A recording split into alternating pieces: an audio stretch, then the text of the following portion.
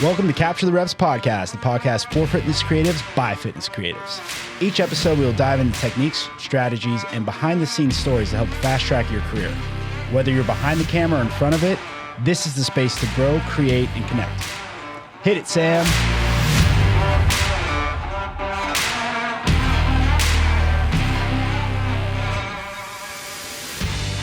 Obviously, thanks for joining us. I always have to remember to like epically look into the camera instead of like looking down here. So you will see me do that. Yeah, I just stare at you the whole time. So like the camera is slightly above where you are, and I probably will just stare at you the whole time. I would much rather that than look like 6 inches higher. So I'm excited for our conversation today, mostly because I feel like you have lived a very fascinating life and a lot of things have happened in a short amount of time, and you have your own podcast and you're constantly doing stuff. And we met literally on the plane from the Masters competition, was it? And like, if you want me to pick out which one it was, I think you're right. Age group games. Yeah. Yeah. Right. Because I did Legends later, a few months later as well, and see that one versus at age group games. I was working for WOD Prep, which that was cool because I wasn't actually working for them outside of events and media yet. Now I am. So that's awesome. Yeah. Yeah. No, and props to you for even having the energy, because you guys were constantly, every time I looked over that booth, you had somebody new coming in and you were talking the entire time. So the fact that you even had energy to have a conversation with me after a long weekend of probably having conversations is something special. I'm like a golden retriever in human form. Like or a golden doodle. I don't even know which one would be the most appropriate, but it's the amount of human interaction that I can genuinely enjoy is terrifying. Yeah. No, that was natural. Whatever that was like, no, genuinely. Yeah. I mean, I go away from it and need to like recharge. And I will say on flights, I definitely am like notorious after events for crying on flights, or at least I'll cry.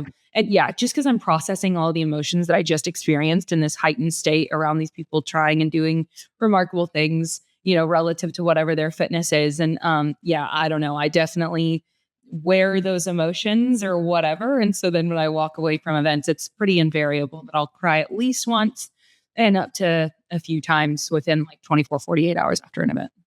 But I love it. Like, I'm so here for that.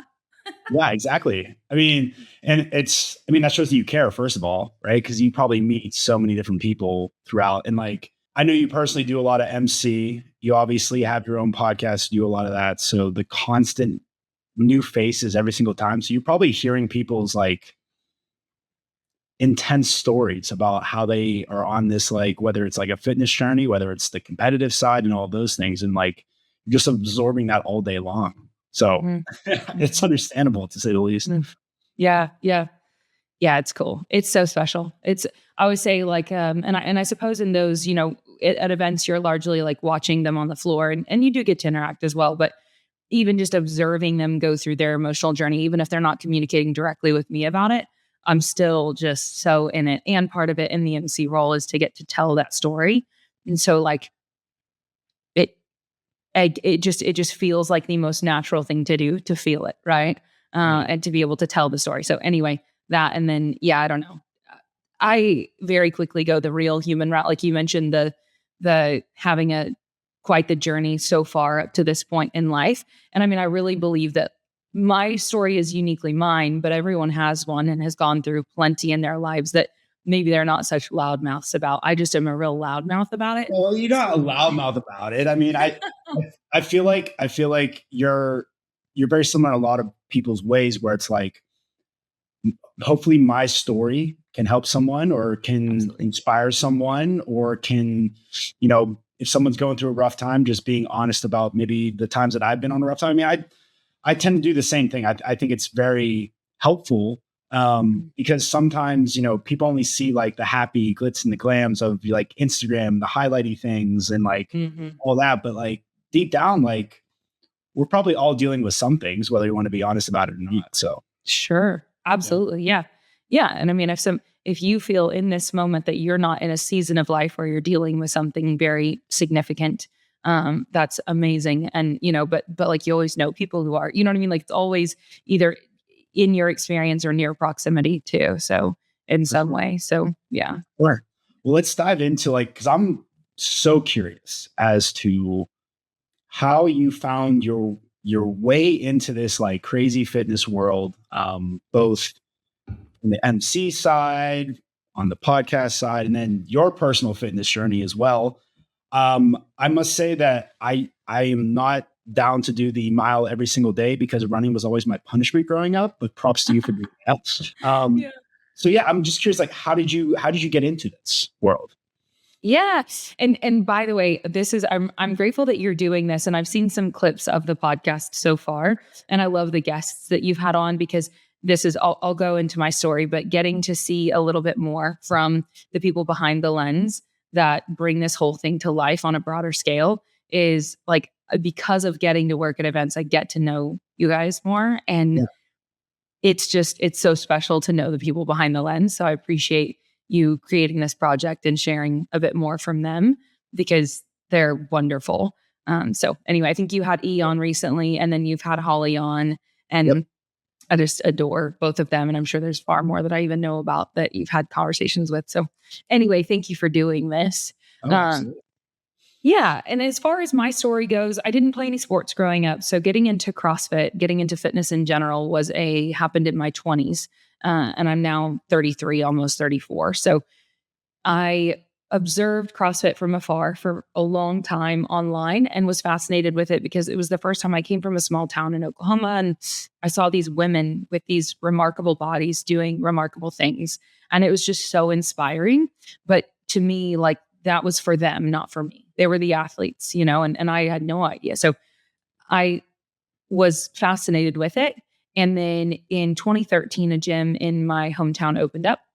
And I went to that gym and I would drive around the block and drive home, just anxious, looking through the windows, like trying to talk myself into going because, like I said, in my mind, the narrative at the time was that they're athletes and I'm not.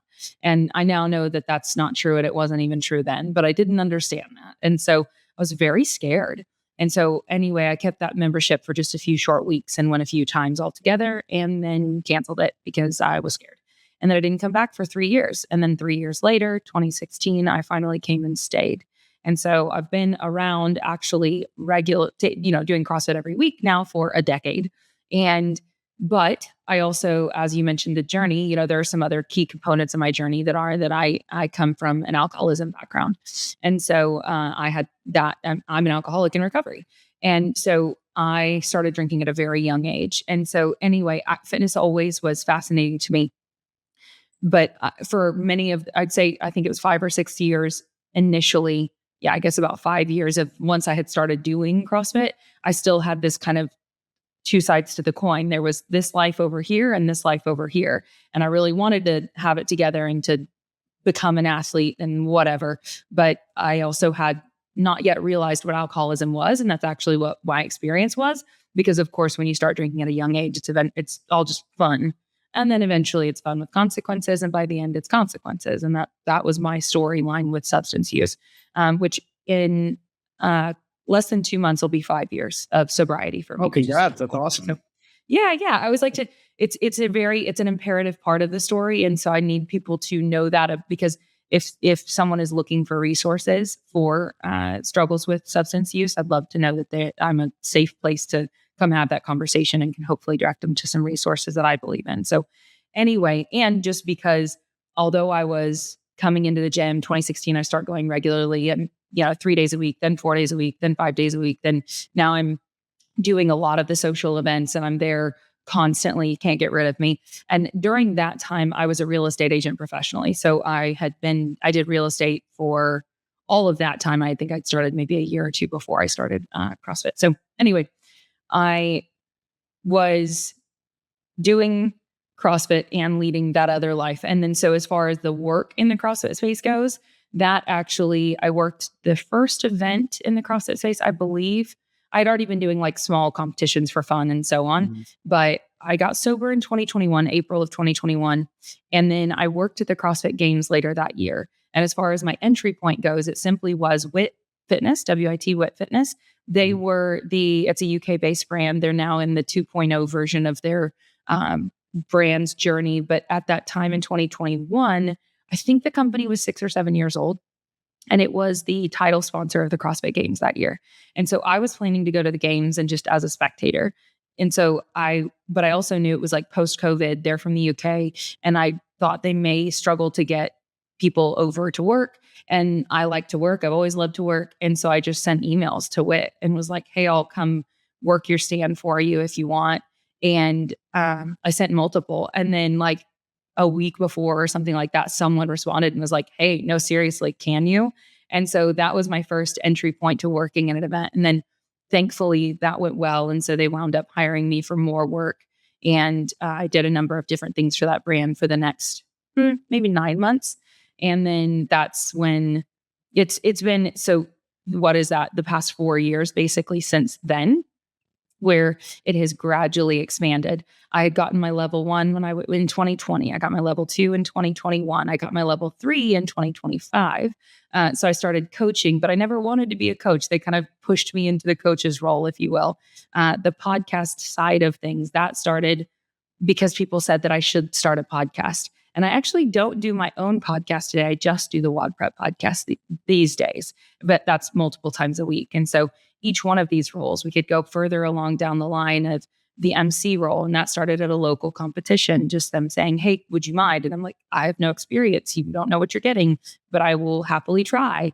And so we could kind of dive into the layers of all of that. And that is a lot, but we're looking at realistically for work in the CrossFit space specifically, we're looking at about a 5-year time span.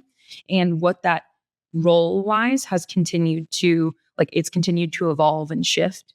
And so, the roles today are, I do get to MC a number of events and I absolutely adore getting to do that. I do community growth things. I'm the community and growth manager right now over at WOD Prep. So I work for WOD Prep now. We do their podcast twice a week. And those are the majority of my professional roles, if you will, aside from a small volume of coaching that I still do. So, yeah. So I'm glad I opened it up with, you do a lot of things. So, no, it's cool. And, it's a story of, and what I love about it is like, you're slowly dipping your toes more in and more times. And you also have a willingness to, even if you don't have experience in something, like just dive right in and figure it out as you go. So with each one of these stages, if you will, like with each new role, like what kept you like getting more involved? Because it seems like you started off with, maybe going to the gym like once a week, like you were saying, and then all of a sudden you're going multiple times per week. All of a sudden you're coaching. All of a sudden so like, what were like those tipping points, or what kept you coming back? This group of individuals that are CrossFitters, they are such special, strange creatures, right? Like in the world that we live in, we are weird.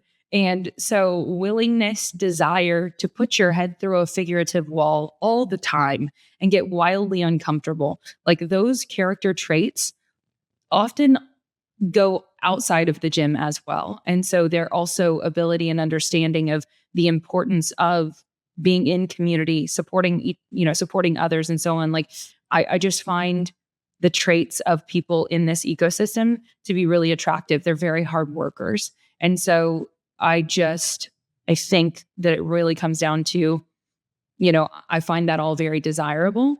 And that's the type of individual that I want to associate with and I want to spend time with.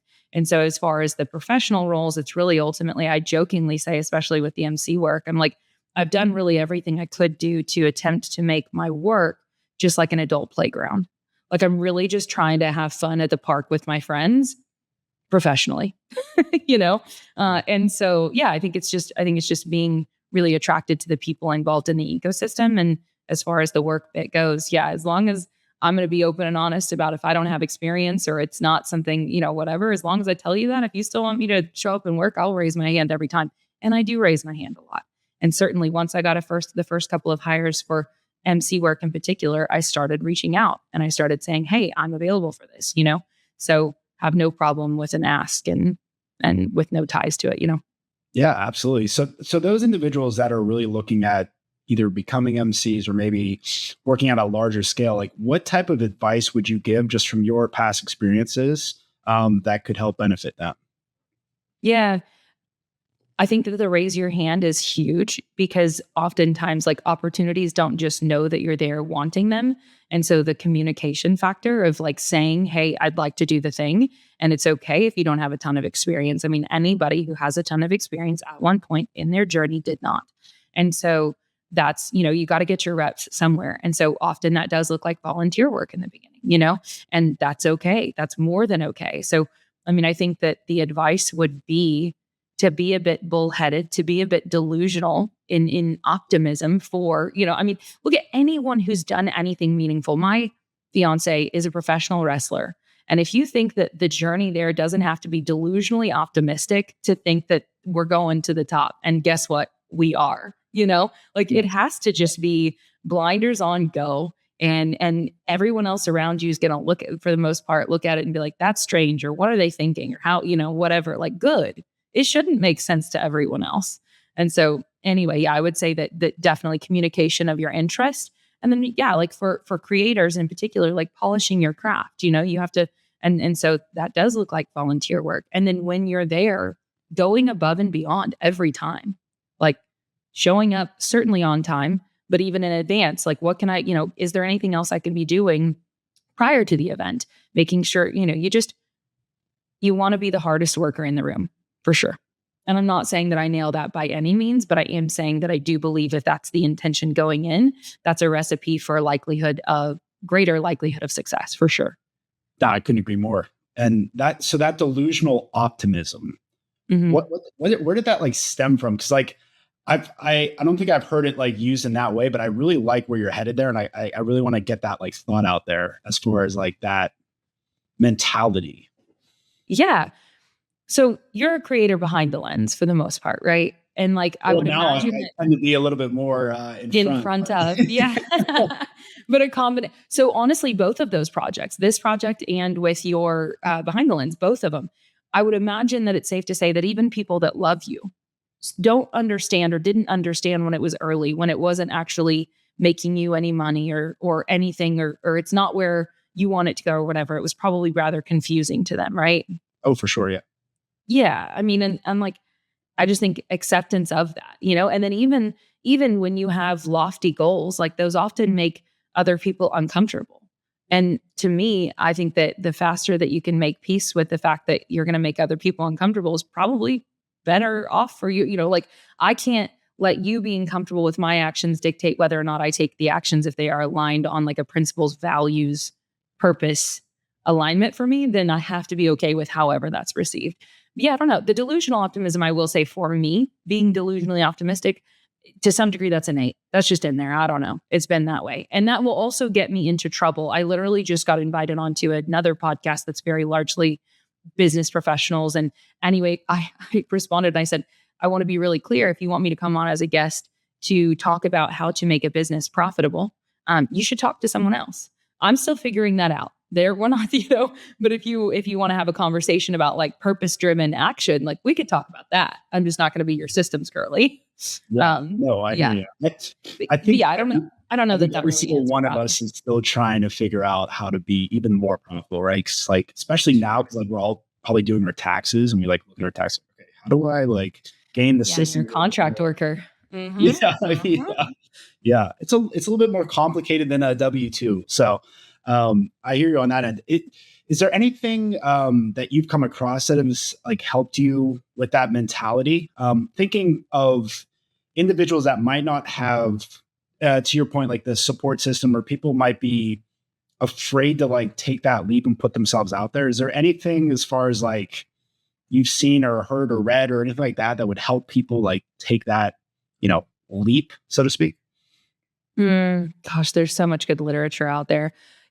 I don't, and so many good creators that are on YouTube and so on that do speak to these types of things. I don't know.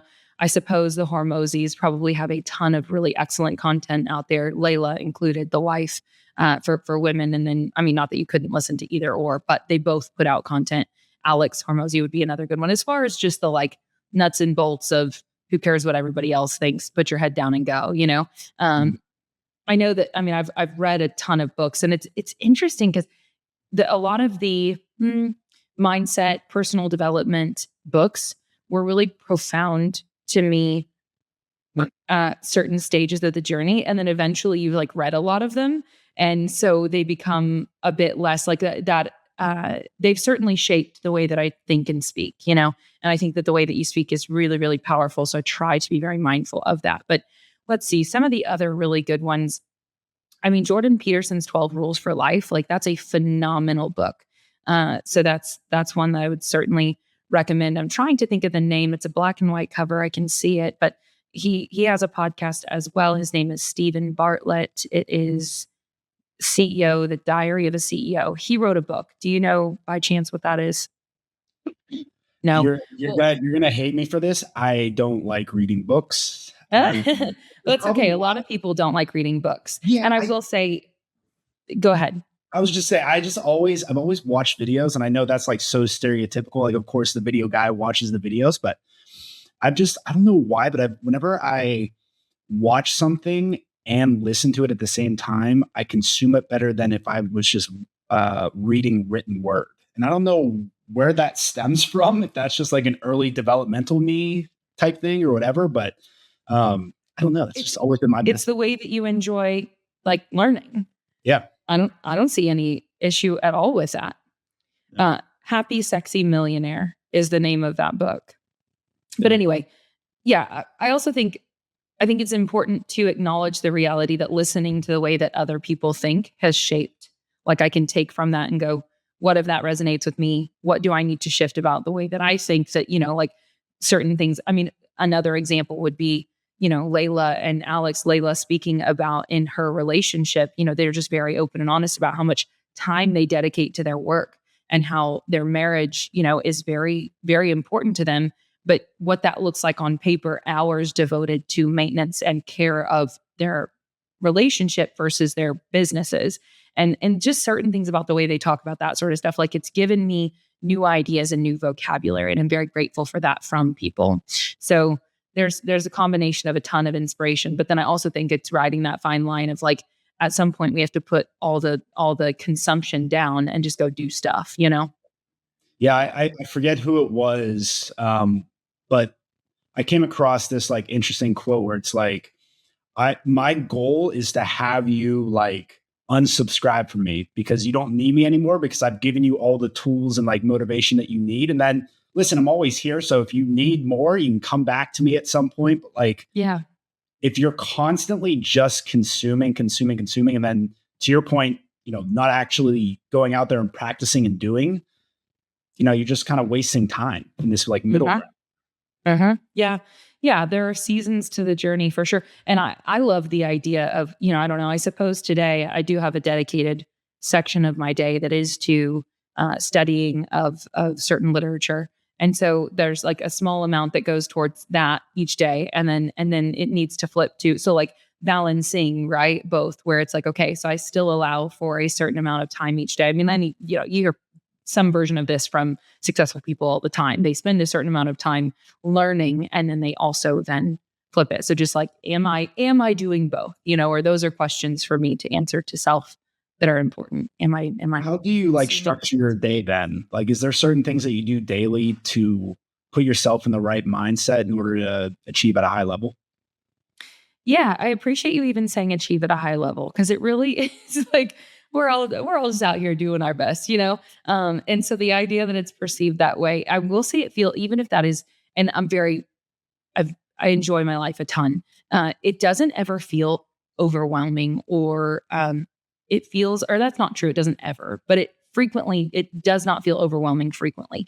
And it feels very joyful and peaceful, which is so cool considering all the different things that are going on. So daily activities, I mean, one of them that plays well off of that is I do approach everything one day at a time. I don't get too far ahead of myself with any of the commitments that I've made. I do just have to live in today and do today. And then when tomorrow comes, I will address that and how that needs to unfold. I obviously at this point live out of my calendar. And so that it tells me what needs to happen next. But daily things are for me today, that studying of literature that I referenced today is a little bit of Bible study. And so I do that in the mornings and I pray every morning. That's something that I was able to be taught was important to me through getting sober. And it's become a really cool thing because at first I didn't understand. It was really weird. It didn't resonate with me, but I continued to take the action. And then over the course of time, it's become a really beautiful part of the day. So anyway, those things happen in the morning time. I'd love to tell you I meditate every day. I don't. I try to, and I do 10 minutes when I do it, but I don't do it every day. It is a very fruitful thing to do. And then from there, every day is a different day. So like really, I mean, I'm going to train 5 to 6 days a week because I love it.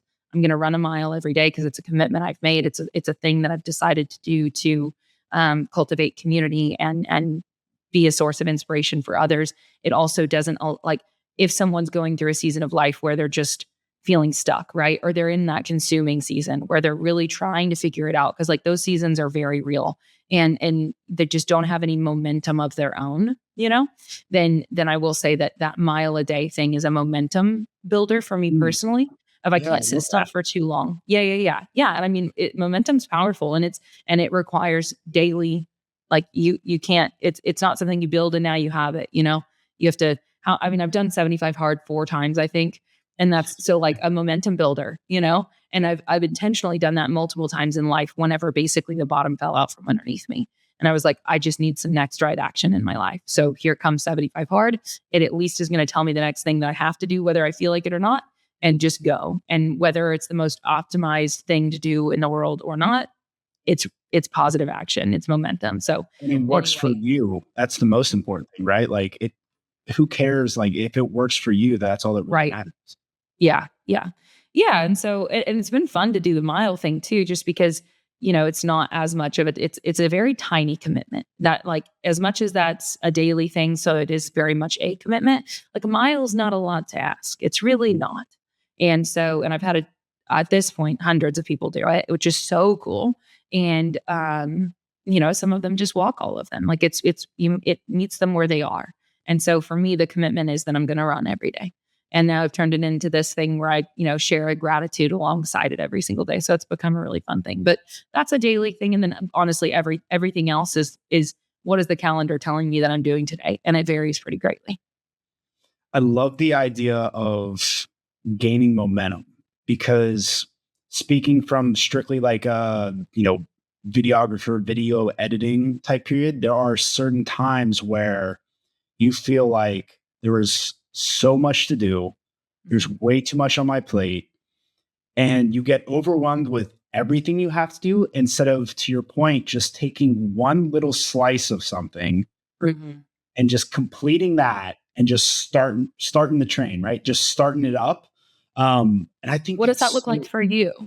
yeah. For me, it's just knocking out something that has maybe been on my plate that is not like a crazy big ask as far as like a deliverable or something like that. So like a good example is the footage from 26.1. I have yet to edit it. It is Tuesday right now. I need to get that done, obviously, before 26.2. So in the back of my mind, I'm a little bit overwhelmed because I'm like, I have to look through all that footage. I have to hurry up and like get that up. And there's like a time of pressure. But if I just focus on instead of that big overarching, like get it done, why don't today I just go through all the footage and just lay everything out? And then tomorrow come back with a fresh mind and then just get it to the next stage and just go Mhm. stage by stage instead of trying to do it all at once. I think that's Right. probably the way I could describe it. Yeah. Yeah. Yeah, it looks, I guess for each individual thing, it looks a lot different. But yeah, I mean, and so if you're sitting still, like, I mean, I don't, there are certain parts of the job that I do today that I had to kind of build out this. Anyway, there were certain tasks that like really are not inherent zone of genius for Claire tasks. And so, like, with those, it definitely had to be, I would sit down and get started on something. And once I hit a wall, I just get up and go move, just go move. So I'd just walk up, maybe I'd go walk for 20 minutes or something. And that's just long enough. Like that's actually not that long, but it's certainly long enough to where like now I can come sit back down on this thing, like you said, with fresh eyes. Yeah. So now I can start over again. And that was like a blip of time. I just needed to get up and get away from it because the gears were clogged. I get the impression that you're very self aware. So, like, how does one gain self awareness? You know,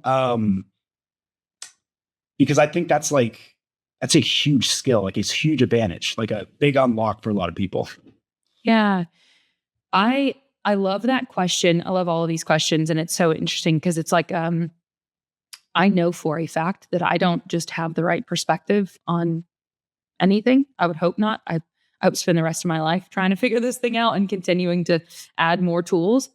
When you ask that question, where it does take me as far as self awareness goes, is I had to become open to feedback and I had to seek it out and to gain perspective through other, because I do know that my version of reality isn't just reality.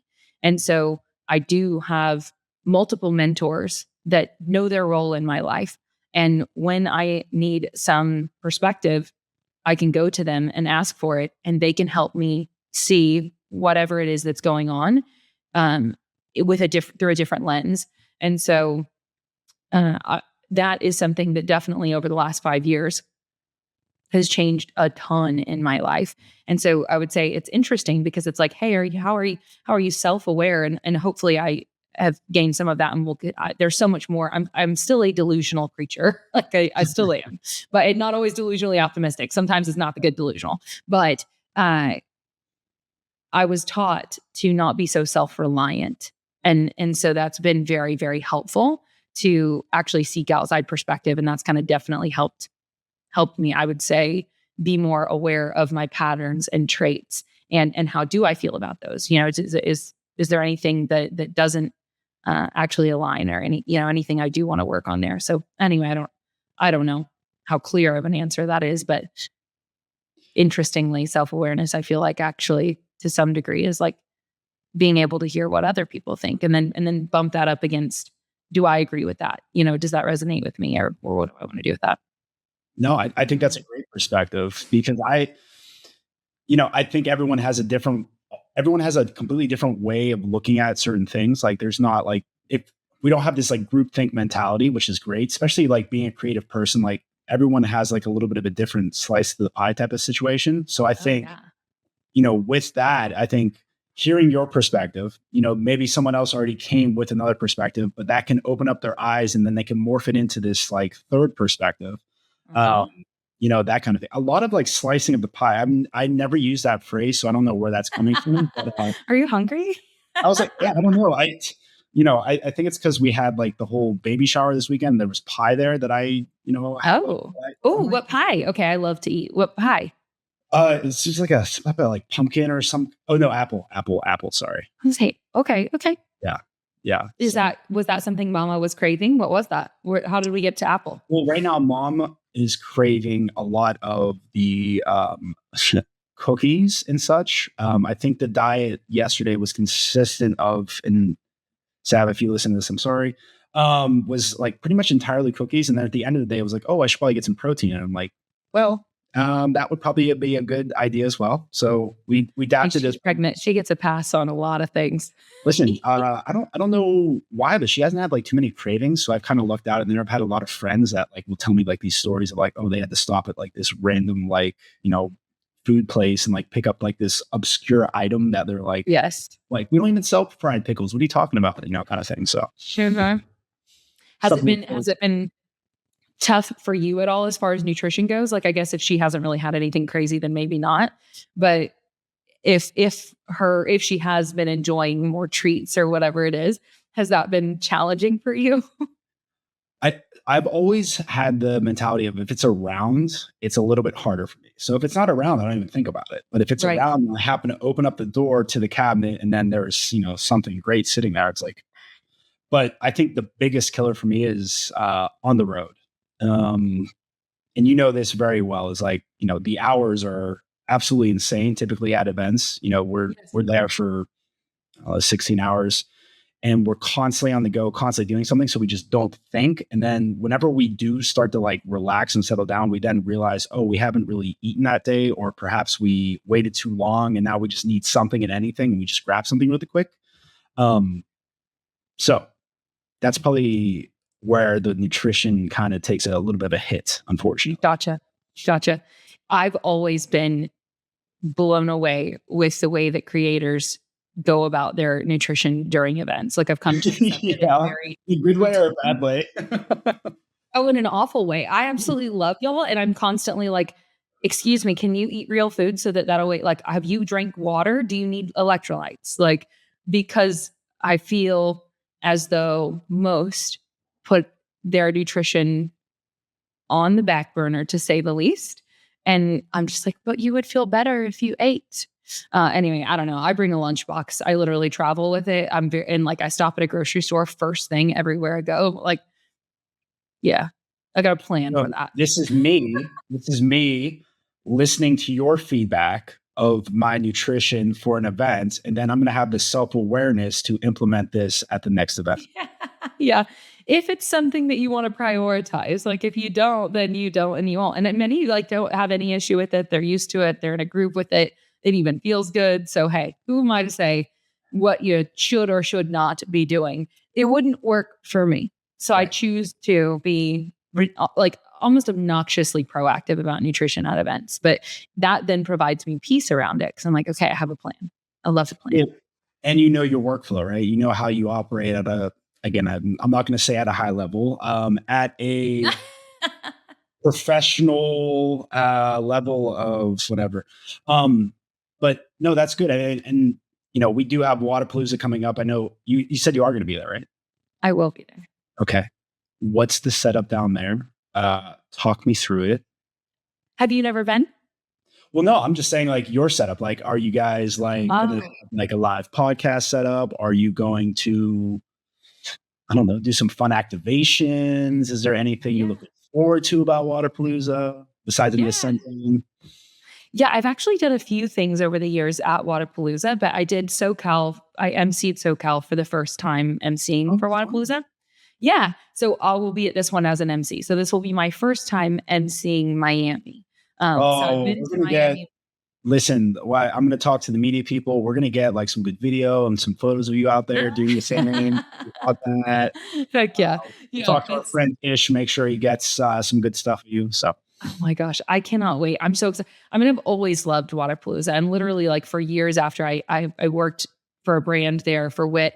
And then ever since then, for just like 3 years, I was like, I'm going to get back there for work. I'm going to get back there for week because I work. I did that for them. And then the following year, I was on the podcast stage. I had my own podcast. And so I did some interviews there the following year. But then since then, it was like, okay, I need to be there in some sort of working capacity, whether it's working on a booth for, or on a booth for a brand or whatever it is. I need to be working. And so then whenever SoCal, I did get the call to be staff as an MC. And that was just like, I don't think anybody could have, like, that was such a huge accomplishment for me. It what was a did you very, like? Did you yell? Did you like freak out? Was it just like a? I remember where I was. I was literally out. I was in my old neighborhood walking. I like have a step count goal, whatever. Anyway, so I was walking.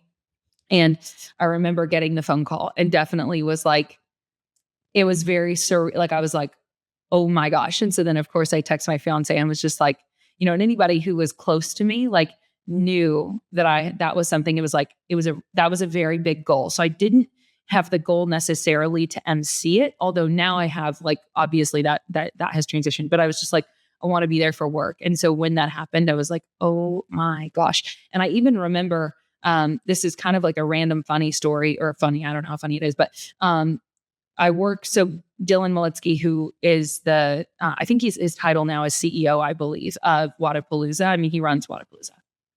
And he has been involved at Beach Brawl, Pensacola Beach Brawl for years. And so the first time that I did Beach Brawl, we both emceed, and my physical health, I lived in a mold infested apartment a few years ago. I got really sick. I got 2 autoimmune diagnoses and I was still really in a bad way. And so I came to that event and I remember actually like apologizing to the owner of the event. I was covered in hives, was really inflamed. I was kind of a mess. Yeah. And internally I was really struggling, but I wasn't going to like let anybody know. So I did, because you could see it on my skin. I did say like, I'm sorry about that. They've been wonderful from the jump. They believed in me way before like I love beach brawl. But anyway, so I was working alongside Dylan, and Dylan at the end of the day will ask people to do like one of the workouts from the competition over the weekend on the competition floor. It's a really cool thing that he does. I love that about him. I was not okay. Like I was struggling to get through it. I've constantly felt like I was going to pass out. I was having just a really bad time internally because of my own illness. And so I didn't work out. And I remember that like crushed me to not work when he asked like who wants to work out, and I wound up not doing it. And that just like was not. So I remember the next time I went back, and we both MC, they do biannual two times a year. So the next time I went back, I'm still actively working on healing from that. Like I'm not out of the woods with it. But anyway, and I was like, I will die before I don't do that workout. Like I will do that workout, you know? And so anyway, then of course he did ask who all wanted to, and I did go do that workout. And then it was, you know, a few months later, whenever I did get the call from one of the team members to do Wadapalooza SoCal. So anyway, was that opportunity that mostly come through like networking? Was there like, because I'm not familiar with that side. Is there like an application process? Like, yeah, for being an MC? Yes. If there's a formal application process, I don't know about it. That doesn't mean it doesn't exist. It's just not something I know about. And so, yes, with that role specifically, like I said, that started out as a local, and it's CrossFit Sola in Austin. Shout out! They were the first gym to ever reach out and say, "Hey, will you MC for us?" And I was like, "No experience. Are you sure?" And then from there, actually, very shortly after that, I had a couple of other smaller events as well. And then there had been a little bit of things posted on social media about, like, I had posted on social media about those. And then I saw Carlos Bound at the games that year. And he was just like, "Hey, are you emceeing now?" And he runs media for Pensacola Beach. That's where he's from. And he's run that there for years. And the team he puts together for that is just the crazy. Like, have you seen their media during their events?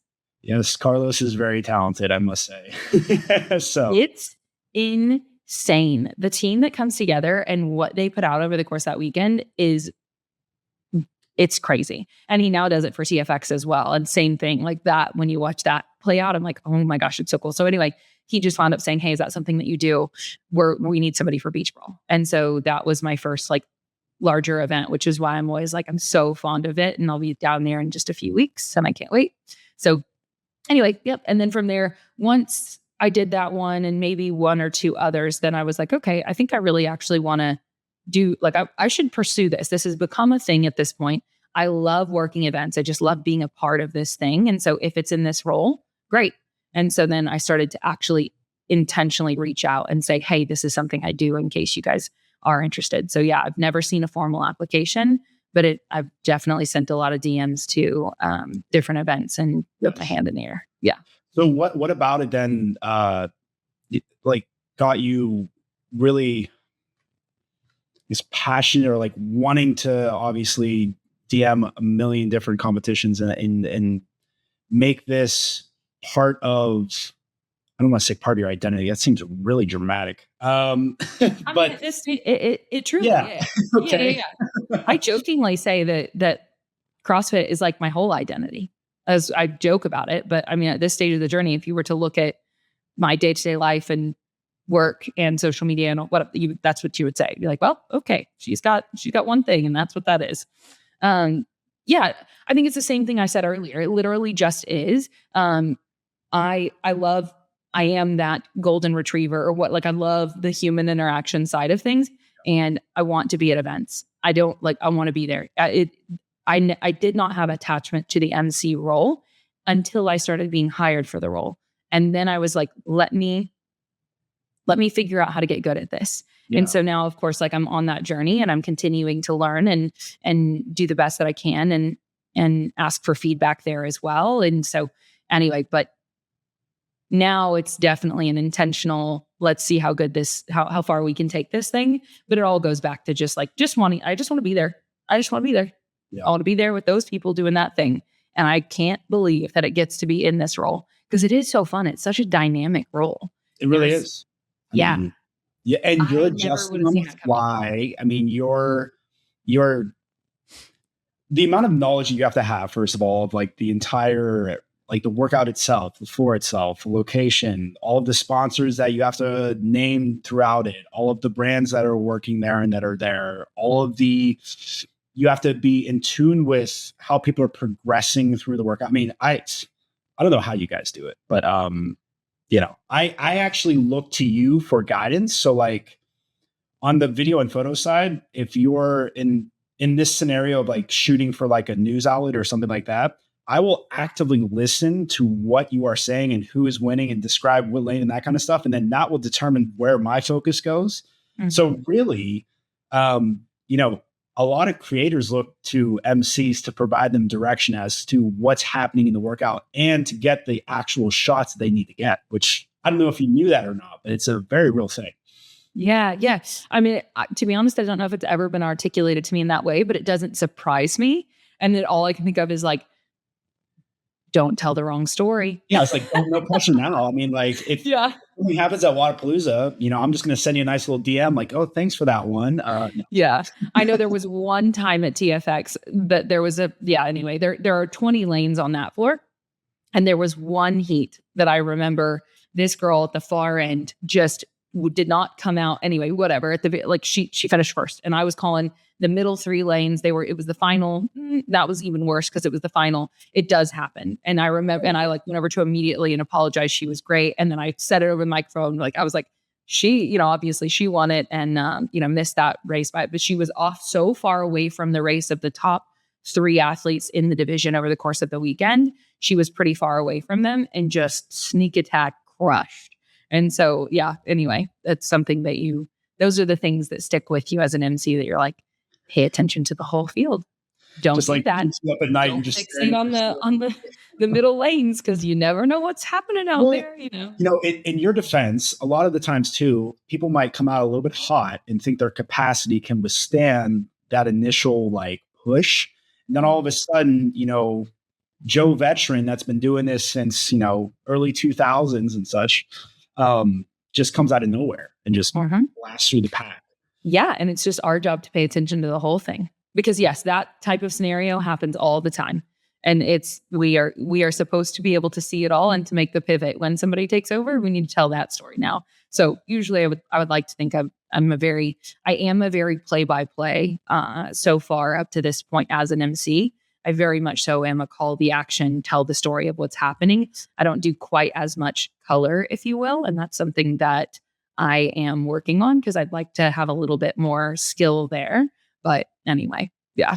How do you go about like practicing? I mean, do you just go to, I know you travel a lot, but are you actively like practicing at like, the local comps and things like that?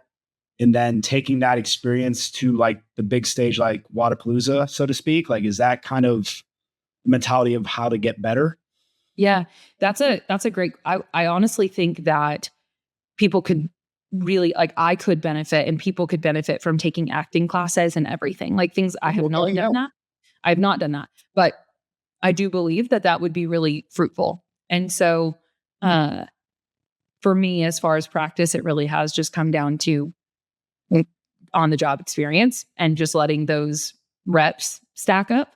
And so that's the truth of it. But realistically, like I said in the beginning, like taking those jobs of volunteer work and so on up front. But then also, yeah, there's no reason that you couldn't watch, the games or watch whatever the live stream of it and practice it. A lot of like, I mean, so I've mentioned my fiance is a professional wrestler, so they have to cut promos. And he is gifted and incredibly disciplined and hardworking. And he actually does do acting like work. And so he actually does a lot more to work on that. But he can just sit there and cut a 3-minute promo and tell a story and make you ride the waves of emotion and all of that. And, looking at a camera the entire time. And I'm like, that is insane. That if you wanted me to do that, oh my gosh. But emceeing is a completely different beast. So I think that most of my studying honestly came from years of being a fan. I have been a fan of this sport since 2009, 2010. I have been watching the games every year since then.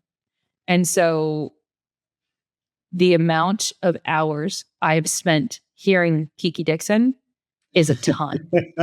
And shout out to Kiki. Thank you, because there's no way. And I thankfully got to work SoCal with her. And I told her, I'm like, the idea that a ton of whatever I do today has not been inspired directly from my countless hours listening to you would be so unrealistic. So, I mean, that would be for this role specifically, like listen to others do the thing. What do you like and dislike? What do you want to emulate? How do you want to make that a little bit more yours? And at this point for me in this role, it is really fun because I do take it and go, how can I how can I shape this to be to evolve it in a way for on my own? Does that make sense? Yeah. Yeah. Yeah. Not on my Like own, a, but in my way. yeah, a style, right? Like how do you Yeah. develop your style? And I think that's a question everyone struggles with. How do you develop your style? Right? Because you have, to your point, you have influences or you have people that you take certain things from and like little bite-sized things there. But I don't think there's like a set path of like, in order to develop your style, you need to do these 5 things. It kind of just like happens over time. There's like an evolution of just like what you Right. like, and then you kind of put it together. Yeah. And you need reps. Like literally, you think about all of the work that you've done up to this point, like how did you polish your craft? By doing it. Yes. A ridiculous amount of just, you know, failing, but like failing and learning from it. And then you Yeah. implement that, and then you don't repeat that mistake the next time. And then you keep going and you keep going and you keep going. And eventually you get to a certain level where it's like, okay, now let's go out into the world a little bit and be a lot more confident. Because I think confidence comes through going through some hardship and doing the work and realizing how hard it is to actually be at that level. I to your I know you mentioned this, like I feel the same way of like I'm not at the pinnacle yet and like I'm always going to try to be getting better and things like that. So I think as long as you have the self-awareness to always continue to get better, I think that's probably where people should put their focus on, and as opposed to trying to be perfect and afraid to take opportunities when they come. Yeah. It has to be.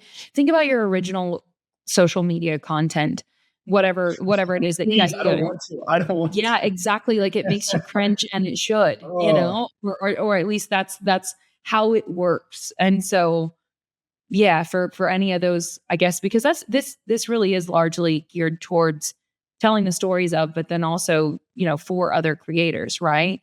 mhm. Yeah. And so for other creators, like you just have to put it out there.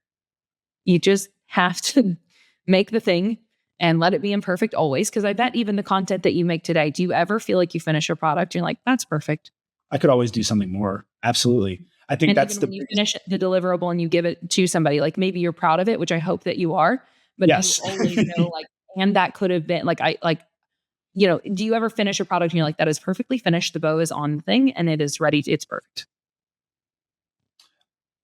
I could sit here and tinker for months on end. I mean, you could always add, another sound effect, another this, another that. Mhm. I think you get it to a point where in your eyes it's 90% good, and then you Yeah. send it to, client A and then get their feedback and then implement their feedback, because really, yes, you want it to make sure that it's good and up to your level, but it really is in the eyes of the end client, and all of those initial conversations before then to make sure that you're putting something out there that they actually want and they're proud of and they want to show their friends and family and all of that. Mhm. Like for example, like I did a recent a wedding where, and I typically don't do weddings. It was a friend, so please don't try to book me for weddings, respectfully. Um, I Oh, let it them was know. it was a friend of a friend, and they wanted to do like something a little bit different where they were focusing more on like the dance, like that dancing hour, which was really like more like 4 hours, but the dance party that happened after the wedding ceremony. So really, it was like the whole video, instead of like the stereotypical shots of what you see like that happened at a wedding, it's really just okay, these things happen real quick, and then boom, let's focus in on dance hour. Everyone's happy, everyone's having a good time. So, like knowing that going in, that's what I was trying to achieve. So, regardless of whether I think it's perfect or not, as long as it matches what they want and their expectations, that's what I'm Mhm. really focused at. So, I think it's kind of like it's a balancing act for sure. Yeah. Yeah. And getting it to a place where you said 90%, but getting it to a place where you can feel proud of it and Yes. accept it that, is it perfect? No, but that's kind of the like, I, I, I hope I never feel like my work or me or anything about my life is perfect. Like that honestly sounds scary. I'm okay. Yeah. Please always give me something to strive for. I really enjoy striving. Well, I think that's what we both love about CrossFit. And it's probably what we love about our given professions, the idea of like, you can never be 100% the best. Like there's always some kind of new, whether it's like a new movement, like the wall ball, is it a wall ball step over? Oh yeah, new to the open. Mm-hmm. And that was bad. I that didn't go over too well for me. You didn't like Anyway, that workout? well, yeah, so I did recently did High Rocks here in Phoenix, which was nice. And I was like, oh, I've done High Rocks, so I'm probably like good there. But like, I also forget that it's been a while since I've pushed myself to what we consider to be the open level of a push, right? Because you're just leaving it all. Absolutely. So yeah, I'm going to redeem myself in 26.2, I promise. But I had the conversation. So I do work for WOD Prep today, which is such a fun thing because it's such a good group of humans. Like they do great work and they care a ton about it. And what we have, like, I'm just really grateful to be a part of the team. And so we do strategy, like calls and announcements with our athletes and all sorts of things. Literally for 24 hours prior to me going and doing my attempt, I was coaching the attempt, telling everyone, so I'm processing every little detail of the nuance of how to approach this workout with the team.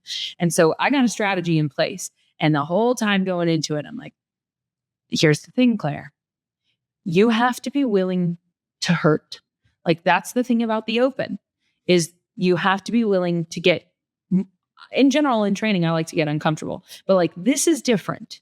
And so anyway, of course, I went and did the workout and I knew that I was not, sure enough, I was not satisfied. Like it was a good score.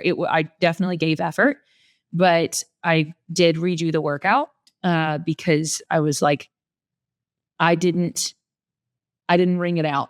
There's more in there and I need to find those edges. And so then went and redid yesterday and got 17 more reps. So there you go. That's what it's all about. Anyway, but yeah, I feel you as far as the like, so much of it was just like, okay, you've got the right strategy. Like your fitness is what it is. Here's the thing about the open. You're going to have to hurt. And when you don't want to do the thing, you got to do the thing. And so anyway, exactly. Yeah. And that's how did that relationship with WOD Prep start? Because I know I've looked at that channel, especially Ben on camera there. Ben's fun. Yes, he has a personality for it, which is great. I mean, he doesn't take himself too seriously, which I always respect because I don't take myself too seriously, and I think that's really important. But yeah, that relationship, because I whenever I was, how you like join a CrossFit gym and like the first couple of years, you're like, oh, I'm gonna make it. I'm gonna go to the games or something. So I never felt that way, but I hear people feel that way. Yeah. What was it? Unrealistic. Delusional optimism. Delusional optimism. Thank you. Jeez, how soon I forget. I respect that. Well, the good thing is I'm going to be editing this so I can look back and listen back to this multiple times. So then it'll really be stuck in my head. And then we're going to make a t-shirt. I'm going to send you the t-shirt. Delusional optimism. So, or you could use the like trending Delulu. I don't know. Maybe not. There we go. But yeah, my long-winded question here. How did you get started working with them? Yeah, that was, so I had, let's see, I knew of Ben and I knew of CJ for a while. But I think it was just being at events. CJ is the head coach over there and he hosted the podcast by himself for quite some time, the WOD Prep one, the live one on YouTube. And then last year he invited me to start to co-host that with him. And by then I had seen him at events multiple times. In fact, the Coda Iron Games, he has a heavy hand in programming that, and I emceed that for the last 2 years.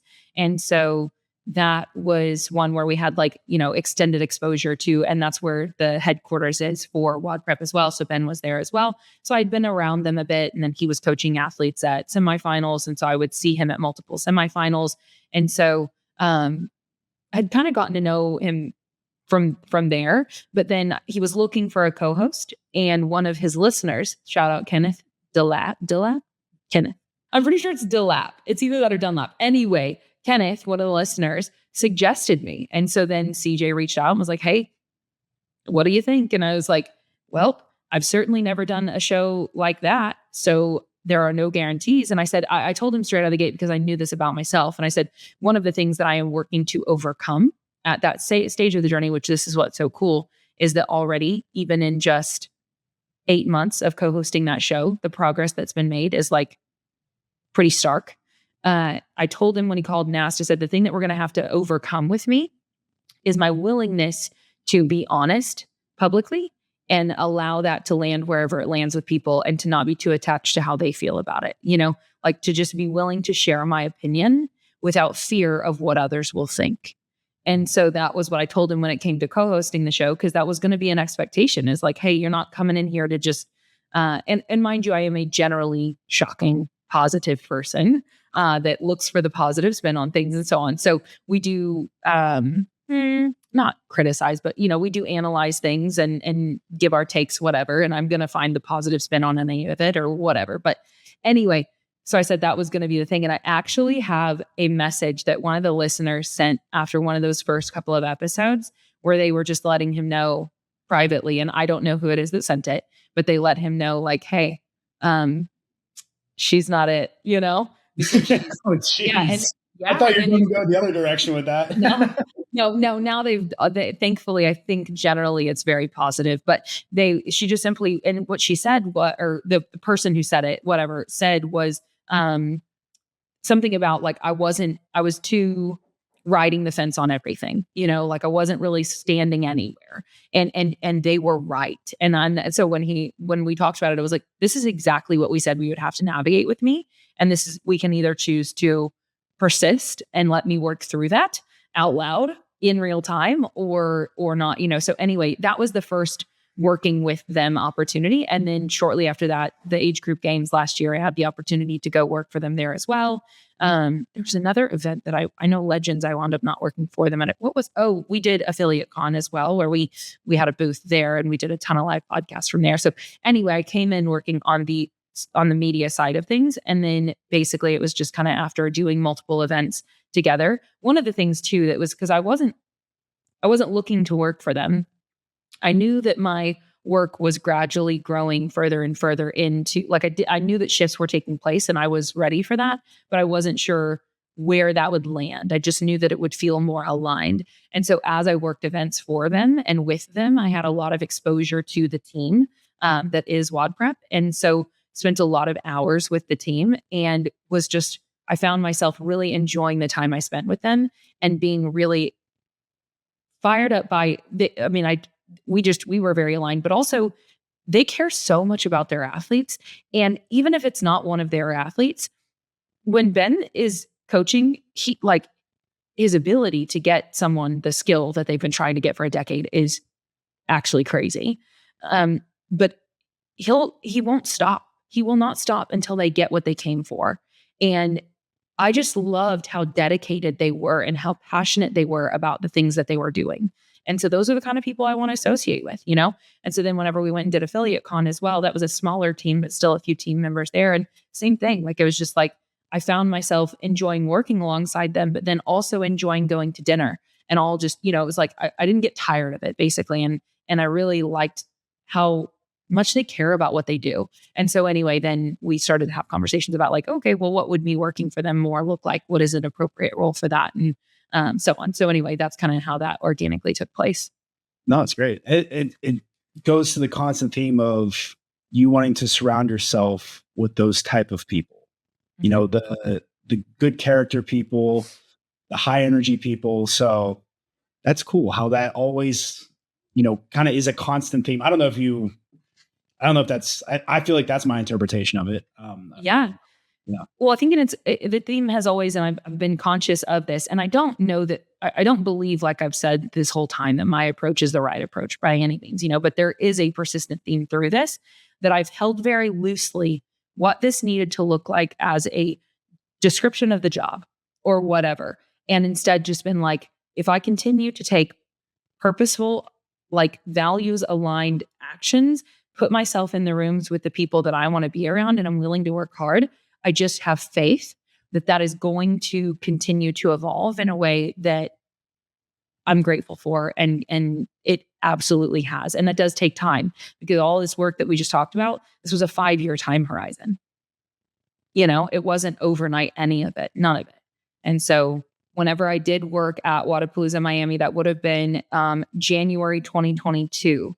I remember I was brand new, right? Like brand new to working events and so on. And I remember, I think that I slept no more than on average for 7 days, because I was there for a week, no more than 4 hours. It was somewhere between 3 and 4 hours a night.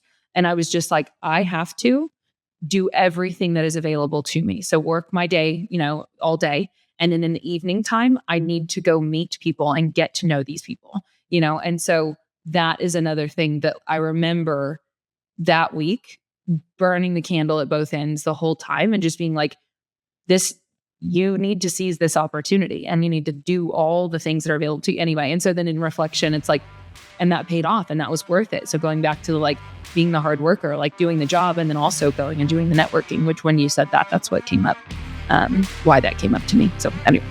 No, I love it. Yeah. And that's a good one to end on too. So we can...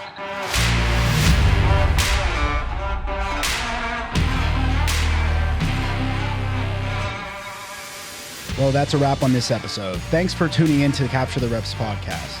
If you're a fitness creative and you found this episode helpful, please share this with a fellow creative and keep creating, keep learning, and keep capturing those reps. We'll see you next time.